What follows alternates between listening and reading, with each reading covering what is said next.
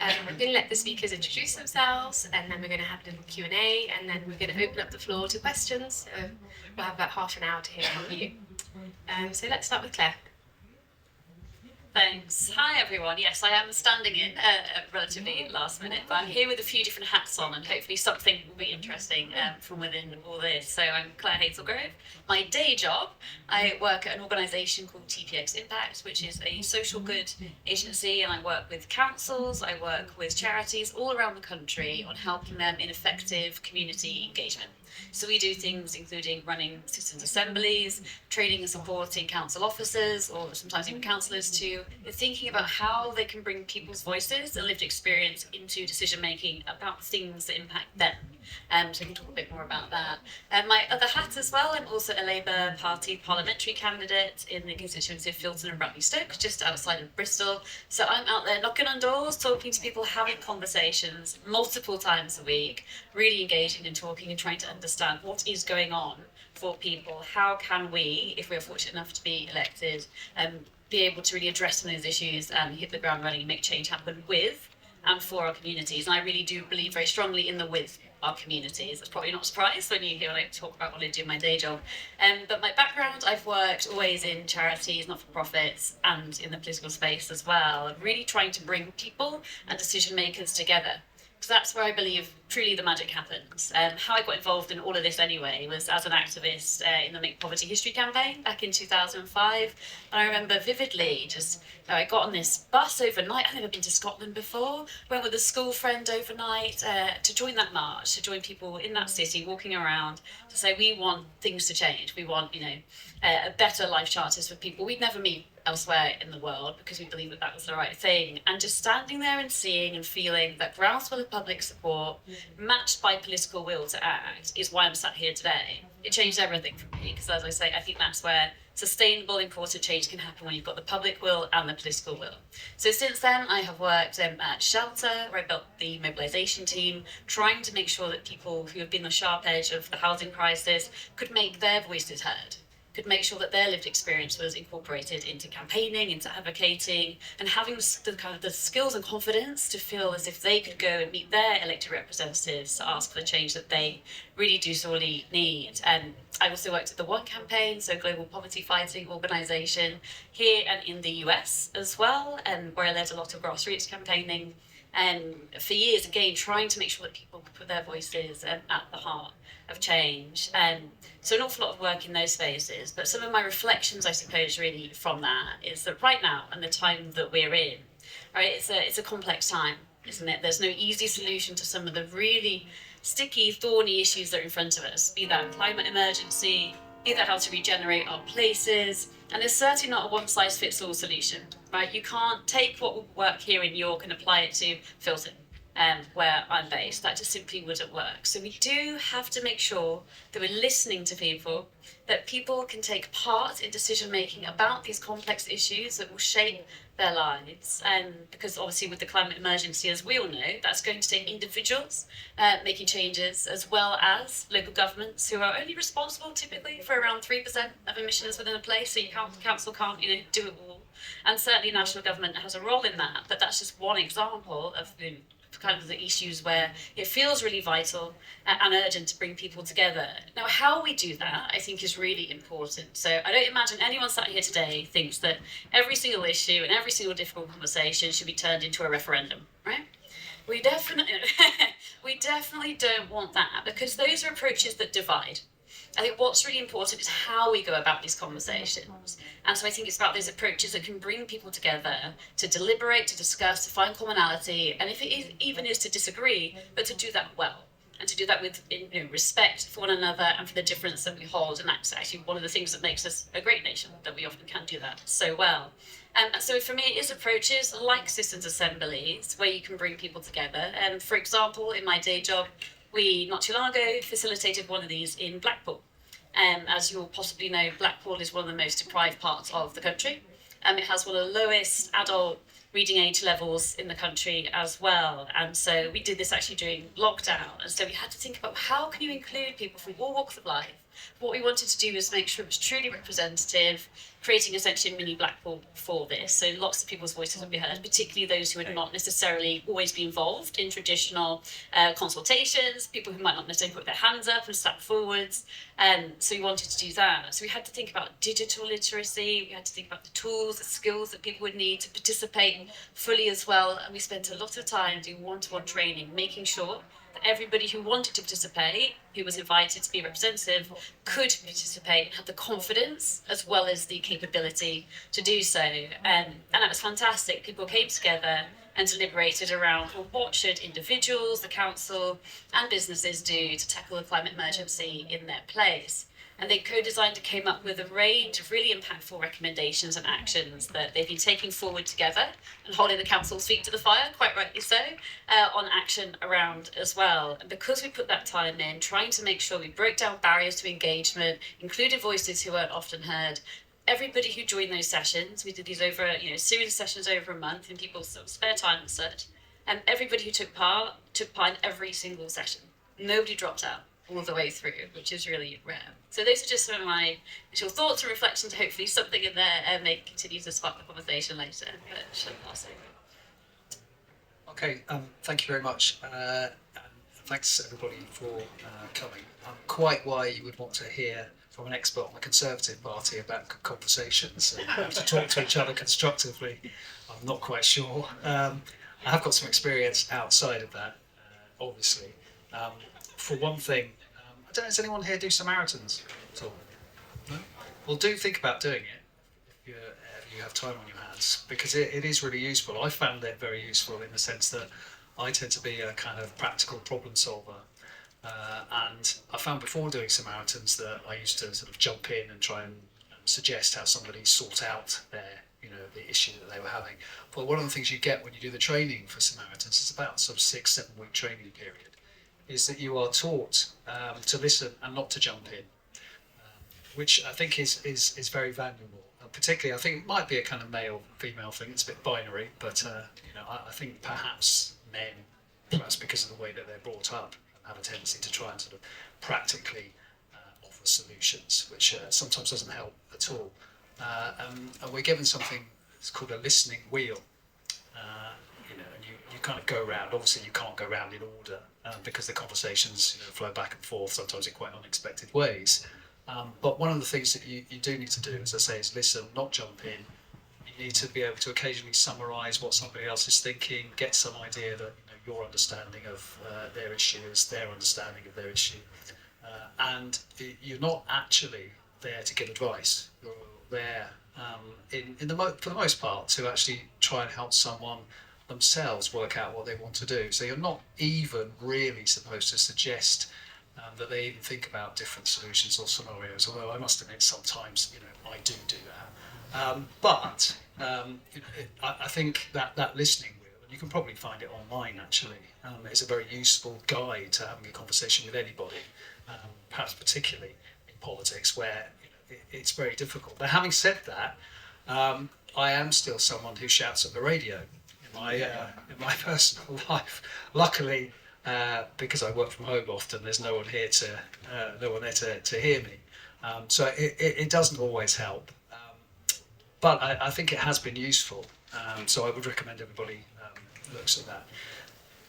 I think there is a problem in politics, however, because I think increasingly not only are we polarised, and there's all sorts of research evidence to suggest, although sometimes it can be overstated, that particularly since the Brexit referendum, we are quite a polarised society, particularly when it comes to sort of rhetoric and exchanging conversations. There's some really interesting work, I'm sure Claire's seen it actually, by a couple of political scientists, which asks people, for example, would they like to share a flat with a Remainer or a Leaver, and then depending on whether they themselves are a Leaver or a Remainer, you get the answer, well, I'd rather not, or would you let your daughter or son marry a Remainer or a Leaver? Well, no, actually not let. I think those people are in a position not to be able to deny the right of their son or daughter or whatever to marry, but you get the same result. So we are quite polarised. And we do need to think about how to break through that, but it can be quite difficult. So, for example, there are people who are in politics to provoke rather than to engage, and to have a substantive and a constructive conversation. And it is very difficult, I think, with those people. And sometimes the solution is just literally not to engage with them. And if I, personalise it, someone like Lee Anderson, I would find difficult to have a constructive conversation with, despite all my, right on Samaritan's skills training. That wouldn't really work. And how you handle people like that, I think, is a big issue. I'm not sure of the answer to that. Most often, I think the more you find out about people, the easier it is to engage with them. So, for example, if you saw me sort of walking around this big tent festival in my suit, I am the only person in a suit here, and that's not because I thought it was the right vibe. I've been told it's the wrong vibe, but because I had to do something in London the night before, which involved a suit, and I had to stay in London. Anyway, so that's my explanation. But if you'd seen me, it might be more difficult to come up to me and have a conversation than it would with someone who's wearing a fine pair of shorts or some nice shoes like that, which I would normally be wearing, I have to say, on a day like this.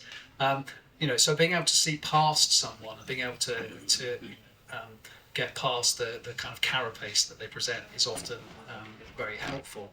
But it doesn't always help, and I'll give you an example where it works the other way around. So a couple of years, 2-3 years ago, I did the week in, no, not the week in Westminster, Westminster Owl, on Sunday evening.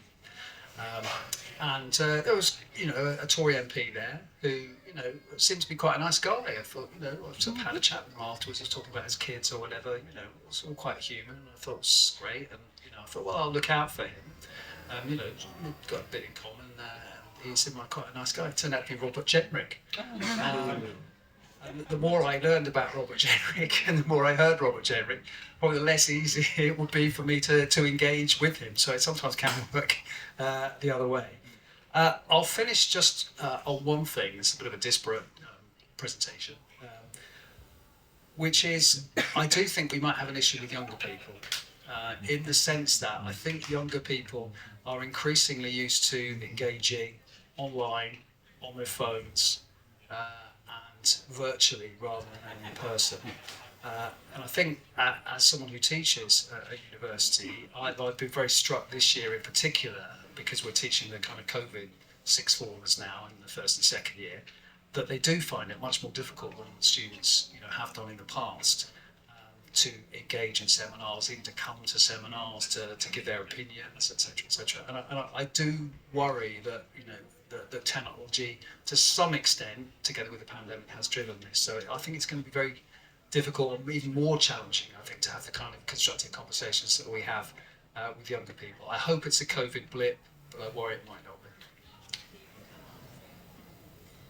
Thank you.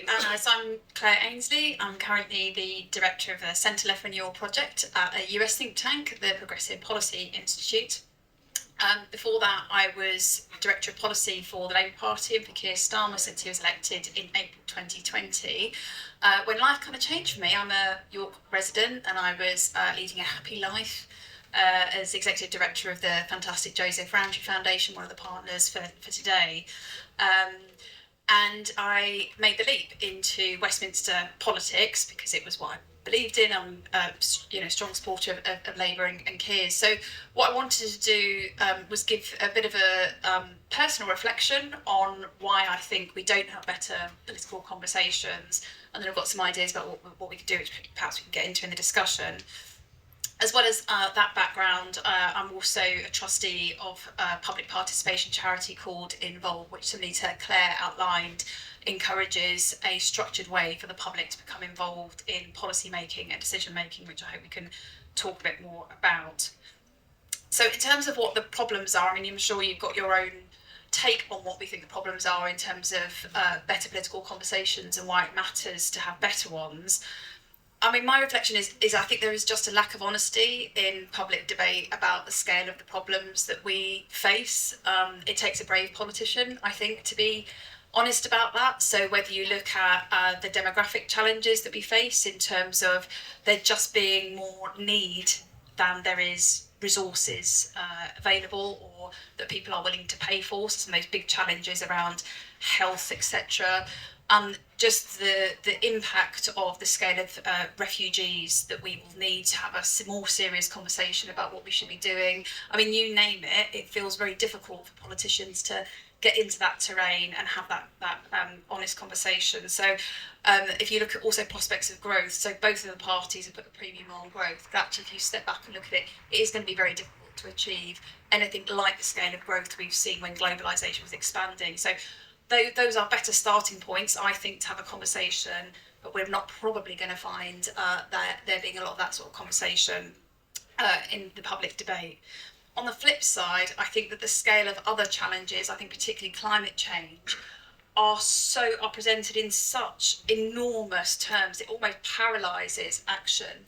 So we can almost go too far the other way, and actually, I believe if we continue to call things emergencies and crises, it makes it quite difficult to actually say, well, what are the first steps along the road for us to do something positive here? Because that's how we will get change. So I think there's lack of honesty in the first place. I also think so many people are just not represented well in politics. The vast majority of the voting population are people from ordinary working class backgrounds, and you just don't see that reflected in Westminster at all. And, you know, I have to take it on the chin as someone who is a supporter of the Labour Party. That's what we were set up to do.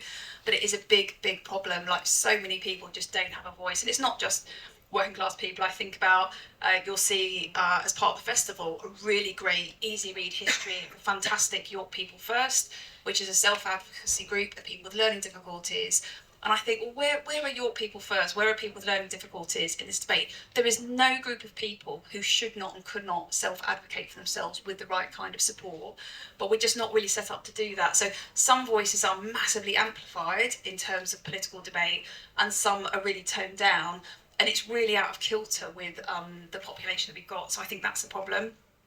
There's also no real reward for bipartisanship, I guess as they'd call it in the States. So all of the reward for politicians, I'm trying to give you a sympathetic view of politicians because having worked alongside them, I'm much more sympathetic to them than I was before, but there's no real reward for them to come up with solutions together. All of the reward, all of the incentives are about promoting our political parties, and that, I don't think, is in the spirit of what we're trying to do today, which is actually, if we come together, parties of all and people who are not affiliated to any party but have an interest and a care about this, what can we do? I think it really limits the input and the creativity that we can have. Okay, you've got 1 minute to go, Phil. Is that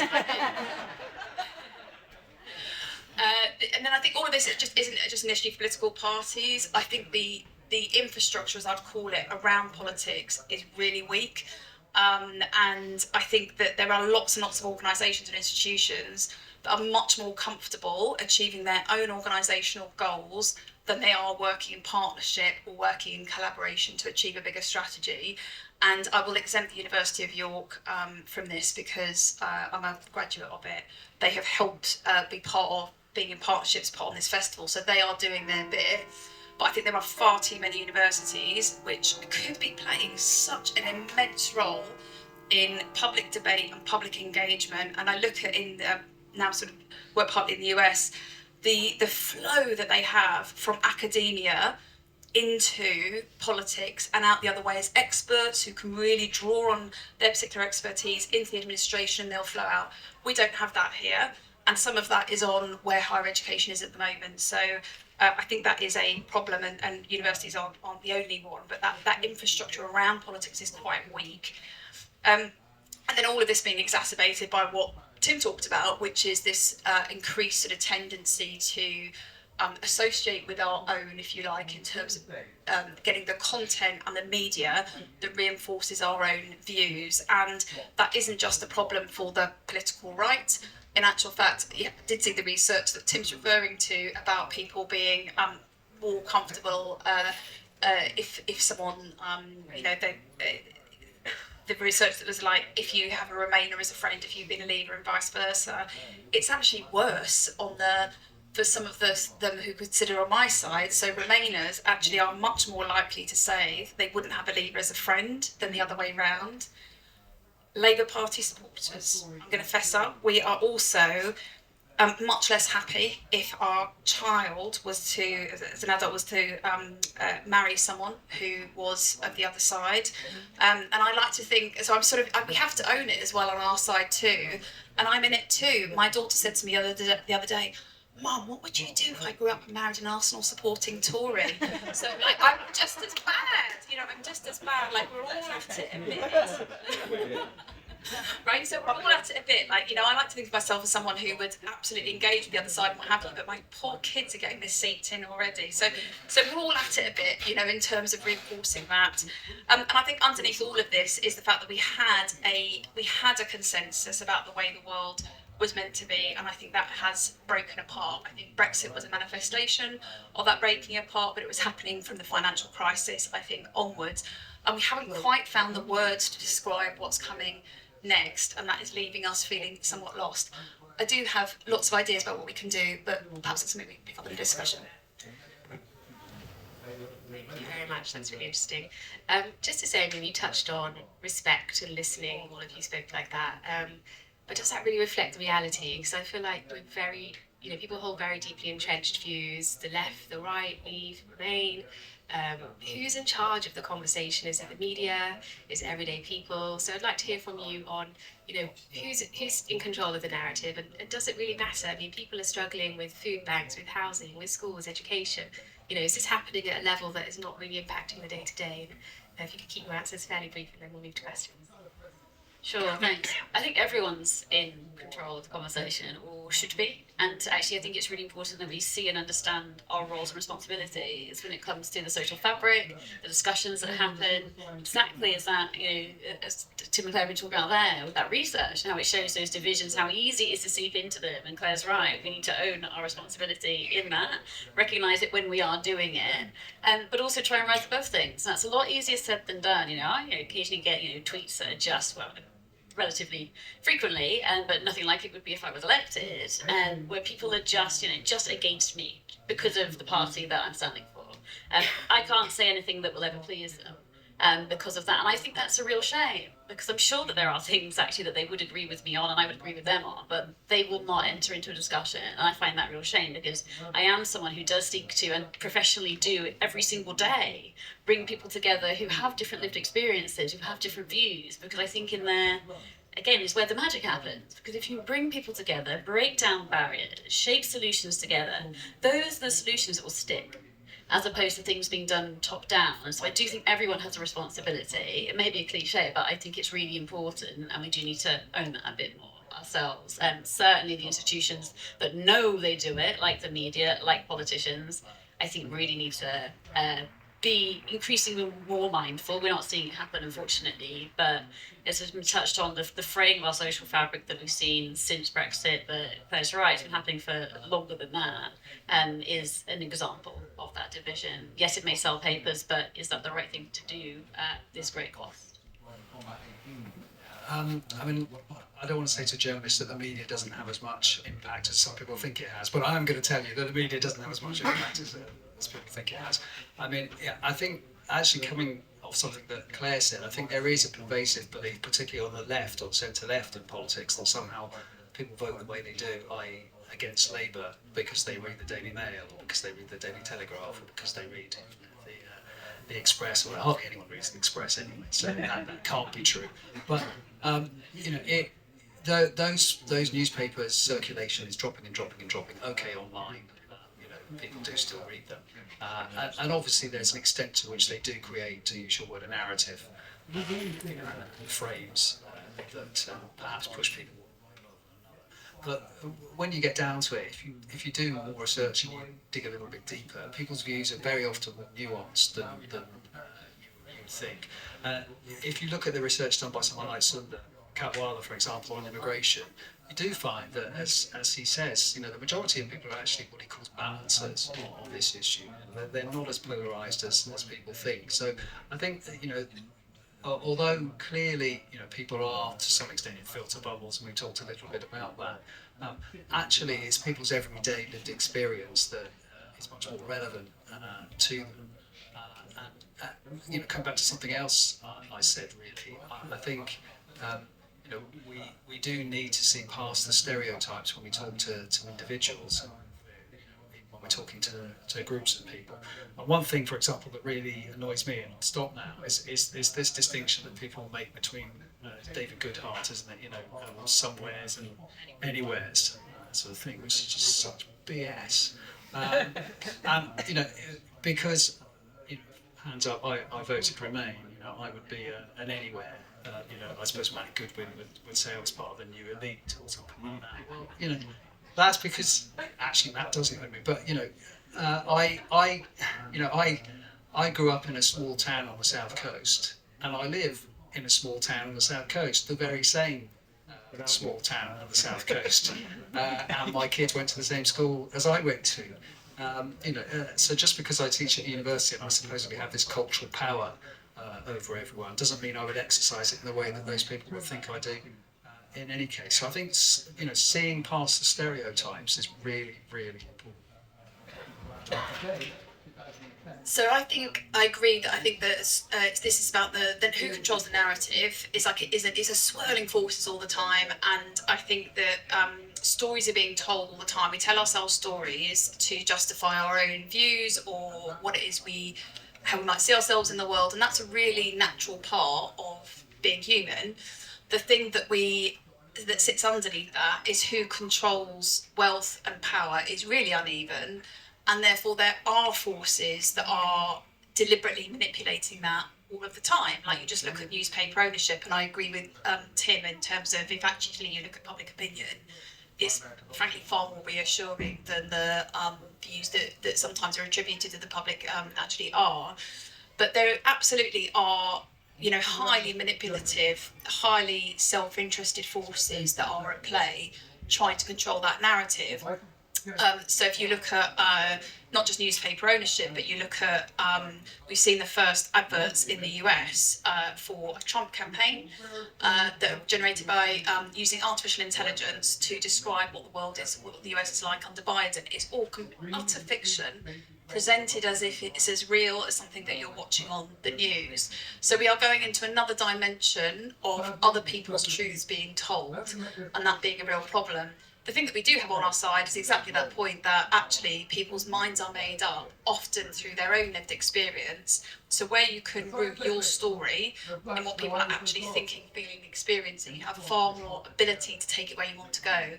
Unfortunately, our side, and I use the sides term, but sort of centre-left, is not as good as those highly organised forces, and I wish that we could get better at it and spend a lot of my time working on how we do that.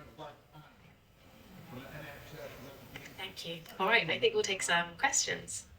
Wow, that's okay. Where to start? Maybe back. I think there'll be a microphone coming to you. Should we take a couple? Okay, the lady in the red. Hi, I'm Hadi Nijai from Inclusive Equal Rights, based in UK, in York. We are working on a citywide anti-racist and inclusive strategy for York. I find it difficult talking about race to people that do not look like me. Or, to be frank, racism or anti-racism. People that do not look like me find it very uncomfortable and very difficult. And I want to know how, can we have a better conversation so that everyone feels responsible, that we have an issue of not just inequality, we have a very serious and upsetting levels of discrimination and inequality. The strategy that's coming out in every sector we've looked at, people of colour are disproportionately affected by the structural racism or structural barriers, perhaps unconsciously. So, how can we have better conversations regarding race? If you're a white person, whatever you are, how can you, for example, all of you four sitting over there, how can you, in your conversations, include race and not forget about people of colour? Because we feel like we've been left behind. We're not part of policy making, we're not part of decision making. If we are, you see very small numbers of people. The second big question is, I ask you and challenge you, when you go away having conversations, how do you ask the question, do we have everyone sitting at the table? because we cannot make policies if everyone's not represented. Thank you. Thanks, that's very valid. Can you just remember these and then we're going to keep going? Okay, this lady on the front row. Helen from Thirsk. I just wanted to say, so you're talking about cooperation and different people listening to people. Do you think that one way of doing that would be proportional representation, so that there were more people around the table to talk to each other? Okay, and then maybe just one more on this side.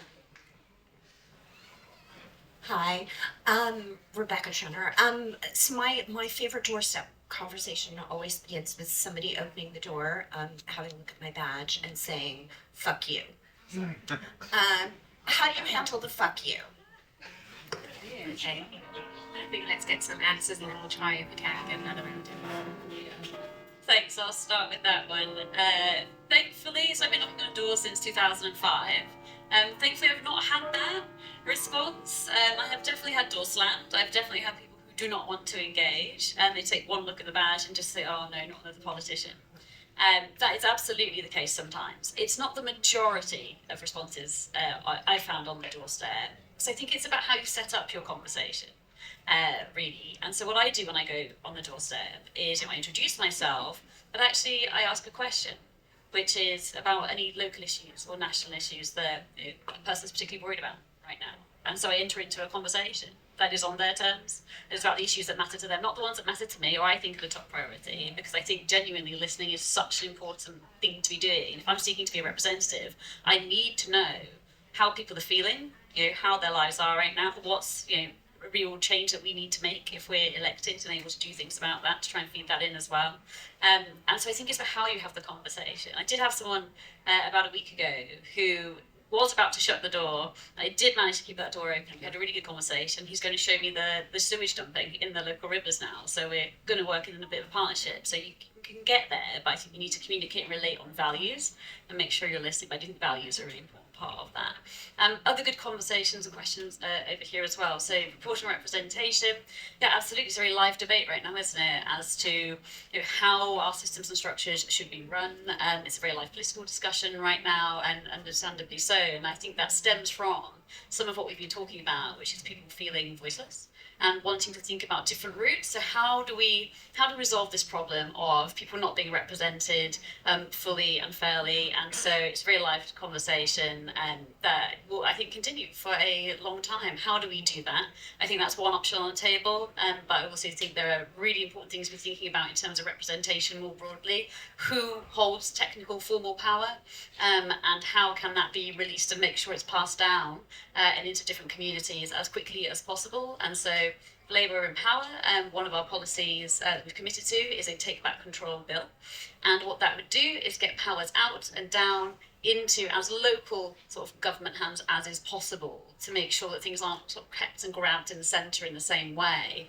Lisa Nandy talks about that an awful lot, and I think it's very palpable when she does, about how passionate she is about making sure that that will happen if she is the equivalent of a Levelling Up secretary. So I say watch this space on that. But more broadly, this is your experience, and I'm, that I can't share sort of that experience. I have the challenges of being a relatively young woman in politics. That is an experience that I have, and I understand how that is can be an other experience in some ways. It's not what you have to deal with and what you've outlined there. That's sounds much harder. And I speak with colleagues who are trying to stand for election as well, who are black, and are what they face is that next level of othering and sort of the additional barriers that you have to come against. We've got a lot of work to do in politics to make sure that people from all backgrounds, no matter their age, race, anything, feel able to participate, and as if their views would be welcomed and championed, because you're absolutely 100% right. We are not going to succeed in representing people and getting to the policy solutions that matter to people if we do not have every voice around the table. So wholeheartedly agree with you, we've got a lot more to do. If you have any ideas, those would be super welcome as well. I think the question about proportional representation and your question about representation more generally are obviously linked. I mean, there is some research to show that actually proportional representation will get a wider section of people into Parliament, partly because parties tend to take more risks when they're getting their candidates on a list rather than from one particular constituency. But it won't solve the entire problem, because of course there is a difference between, if you like, symbolic representation and substantive representation, and simply because somebody is from an ethnic minority in Parliament doesn't necessarily mean they're going to do things for that ethnic minority. As a result, indeed, sometimes there is a pressure on candidates and indeed MPs from ethnic minorities not to pursue that agenda simply because they want to be seen, not to be in that particular box, if you like. And here's where we come to something that Miss Claire said about the kinds of people who go into politics, in the sense that there's an intersectionality there, as you well know. So there is a difference probably between someone who is from an ethnic minority but went to school in Eton and someone from an ethnic minority who went to school at a local comprehensive. And there's you could argue that they don't have as much in common as perhaps they might do. With regard to proportional representation, more generally, I think the question is, I expect most people in this room, I know there are 2 or 3 people who definitely won't be, but most people in this room will be perhaps in favour of proportional representation. But my question to you is, well, how are you going to get it? Because it strikes me as being pretty unlikely you're going to persuade the current leadership of the Labour Party, even if they are faced with a hung parliament and a Liberal Democratic Party wanting to do some sort of supply arrangement with them. I doubt very much whether Labour will give them proportional representation, and even if they were to, I think it would be very difficult to get it through without a referendum now. Now, my experience of referendums in recent times suggests that they're not the kind of Socratic dialogues that we would like them to be. So while personally I'm in favour of proportional representation, I do find it difficult to see a route to it coming in. I might be wrong. One possibility is, in fact, in the end, that the Conservatives persuade themselves that it's a good idea, because one of the problems for the Conservative Party at the moment is that they always risk leaking votes to their radical right, if you like. But while they leak votes, that radical right party isn't going to deliver them seats in Parliament. And because it can't deliver them seats in Parliament, they've no one to do a deal with in a hung Parliament. So it's possible that in the end, the Conservatives decide that it might be better to allow the UKIP Brexit Reform Party to actually turn the votes that they might get into seats in order to have someone to do a coalition with. But I think even that is probably a stretch. Sorry to be so depressing. Over to you. I think that it is really important that there are spaces where you can civilly disagree and explore some of the questions you've raised. So if you take one that gets talked about a lot in terms of trans equality, and whether there is a conflict and where that conflict is, if there is one, with same-sex spaces for women, there needs to be places where we can sit down and ask about that and talk about that, and not fear that becoming a shouting match, because I hope we've all got a lot to learn about where we go with some of those issues, and that isn't how we're conducting some of those debates. So I certainly think that having a space where there are some ground rules, where it's got to be civil, because frankly, if I knocked on a door and somebody said that to me, I wouldn't knock on their door again. Like, if someone is going to swear in your face, I don't think that's part of what civil debate is, and that's my boundary. That's your view. I'm saying my view, respectfully, is if someone was to talk to me like that, that isn't something that I'm going to get engaged with. I'm really happy to engage in a conversation where you're going to disagree, but if someone shouts or gets upset or what have you, that is not my choice for space, and that's all right. That's my choice. In terms of the questions, of the other questions, I've been really glad to hear that there is an anti-racist strategy being prepared. I'd love to know more about it. I personally think the answer with most of these things are about getting organised and forming groups of collective action. I think if you look at any of the big changes in society, they've always come about because people have self-organised and then found good and willing and positive allies. But in a sense, this is all about a shift in power, which is also what I think about proportional representation. I just think it's not enough. I just don't think proportional representation on its own is going to create this big shift in political equality unless you also have much better representation for all of the groups who are not as well represented now. I think really practical, positive ways you can go about this. Citizens' juries, so that's a democratic innovation where you get groups of people together that are not self-selecting, and the organisation I mentioned, Involve, has said, why don't we start with citizens' juries about rules for MPs? That would be a great way to start, to ask the public what they think, and then bring that in to inform expert opinion. Thank you for that. I think we have time for maybe 2 more questions and then we'll finish up. So this lady just behind with the lovely flowery. So I would like to go. Hi. Thanks very much. So I'd like to take up the point of the lady in red, which I thought was an excellent point, and I'd like to go on to black students in top educational establishments. So what really disturbed me, about 10 years ago, my daughter was doing maths and engineering at Cambridge, and there were almost no black students at all. And it really struck me because there were people from every race, every colour, but no black British students. I mean, I think I saw one. And I went there over a period of 4 years and there were absolutely none. What happens to them in education? Why aren't they there? I had a friend in Oxford, exactly the same thing.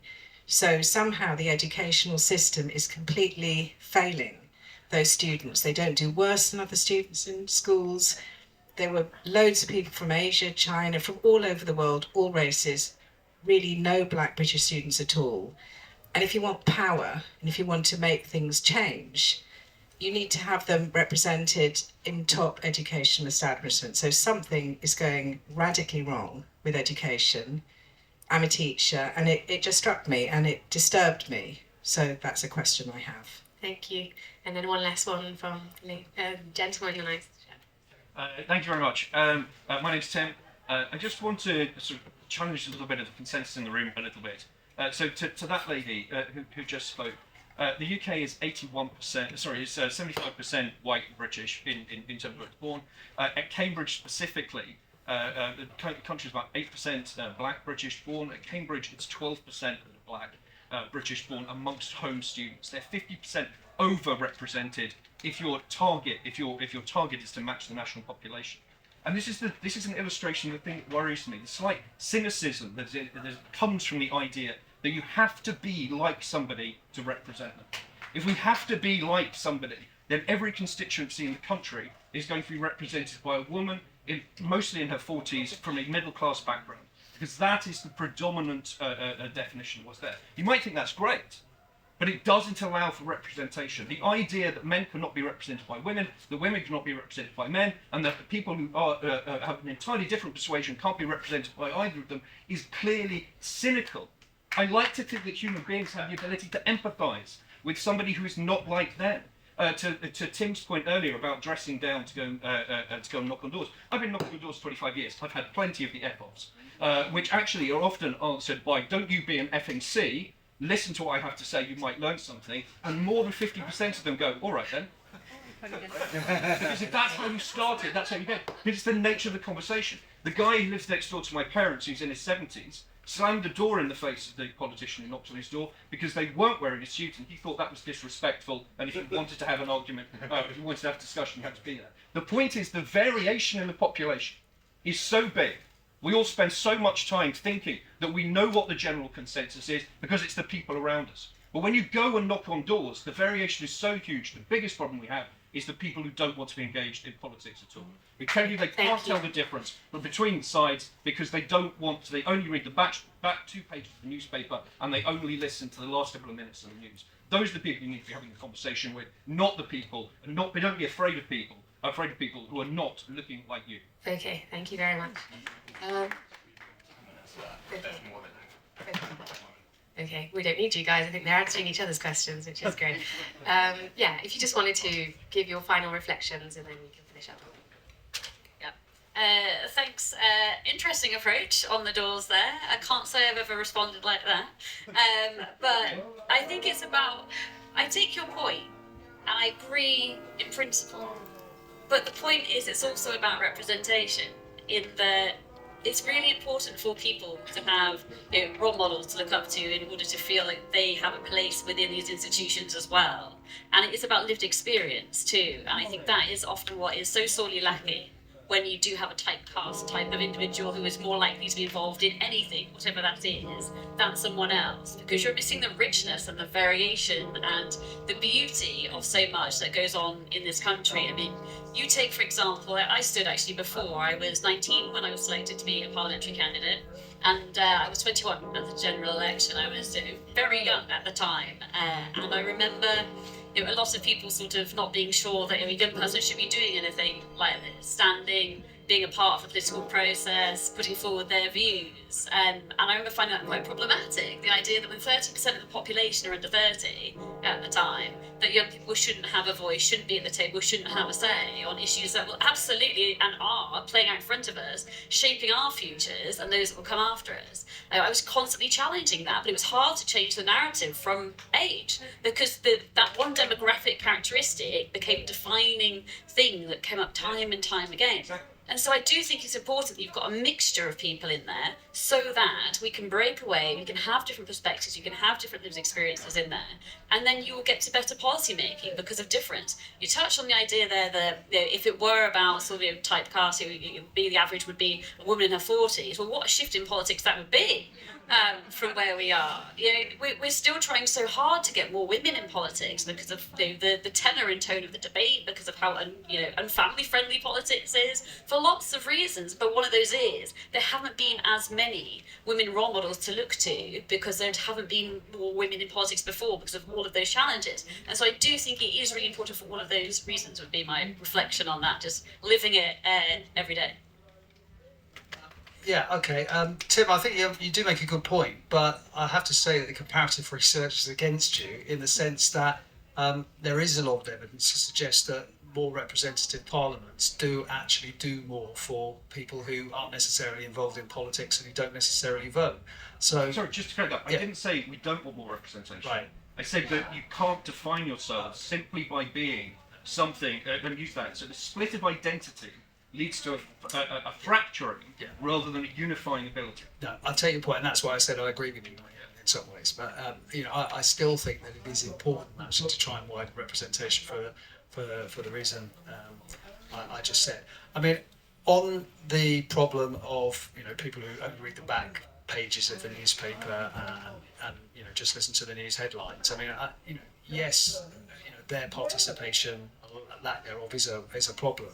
What's even more of a problem is actually the lack of youth participation. In some ways, the thing I worry about most with regard to representation and indeed voting is young people. And I guess I would say that because I teach at university and you're very familiar with that as well. But unless we do something about that, then we're going to carry on living in what, quite frankly, is becoming, as far as I'm concerned, a gerontocracy. This country, we have public policy which is very, very oriented towards older people, and that's not because of Parliament necessarily containing a bunch of older people. It's because those older people vote, and whatever you say about politicians, it's completely understandable that they tailor their offer to the people who are more likely to come out and put their slip in the ballot box. Quite how we do that, I don't know. Well, I do know, but it won't happen. That is compulsory voting, of which I'm more of a fan of even than I am of proportional representation. I mean, as far as education goes, I do think actually Tim makes a good point. I'll make a wider point about that. We do beat ourselves up an awful lot in this country on some of the issues that we talked about, but actually we are quite a lot better than we imagine we are, and we have changed an awful lot over the last 2 or 3 decades with regard to our social attitudes to various minority groups, and it's something that we need to celebrate and build on, and not be in some ways so negative. So while we have to acknowledge that we need to do better, I think we also ought to acknowledge that we've actually come quite a long way and not be complacent about that, but actually realise that that there are things that we've done right, there are social attitudes that are changing, and good for us in some ways, right? But we don't often do that. I don't know whether we're just sort of phlegmatic, whether it's the weather, whether it's who knows. But in England in particular, but the UK in more general, we do need to realise that we've come an awful long way. There's still quite a long way to go, but we need to look at some of the reasons why we've come quite a long way and try and build on those. So I'm glad that the colleague there just clarified that point, because I agree with you in the sense that I don't think identity should, I think if it becomes the characteristic trumps everything, and I say that, with all full support of, being favour of, progress, equality and those things, but I firmly agree on that point. But I would say we have to be careful that it doesn't become, any time someone raises a point about equality, that ascribe, because none of us, all the things that you sort of said in the original comment, there weren't things that we'd said on the panel or that the questioner had said. It was ascribing a view of identity politics. And actually, I think we have to be careful that in disagreeing with that viewpoint around identity politics being the a sort of potentially quite a divisive politics, that we don't also suppress what I think is a really reasonable point, which is there needs to be better representation of underrepresented groups. Like, no one is suggesting, I don't think, that our member of parliament can't represent men, or she can't represent it. Like, she's actually a fantastic member of parliament. Don't agree with her about everything, but she represents everybody really well. That wasn't really the point that was being made. I think the point is more about how do you have more political equality, because that's what we want. We want more political equality, and there are different ways to do that. And some of that is about representation in Parliament, some of that's about how we organise, some of that's in our own organisations, how we just become a little bit more aware of some of those inequalities. I think this whole debate that is around all the culture wars and identity politics is actually pushing us more into our corners, and I really welcome conversations like this and events like this, which are trying to tease us out of those spaces and not trying to attribute a load of views or characteristics to people because of our labels or because of their questions. I would end on Tim's, I thought, really insightful training that he talked about actually listening to where people are coming from and what they think, and coming to a place of agreement or disagreement. But let's stop attributing people by their labels, because it's not helping us move forward. Thank you. It's a very harmonious point to end on. Thank you all for letting us have a better conversation. Thank you to the speakers. You can continue the conversation on Twitter. You can follow them all. Tim and Claire will be outside shortly signing their books. That's right. So Claire has written about the new working class, how to win hearts and minds. Tim has written about the Conservative Party after Brexit. So yeah, catch that side. Thank you.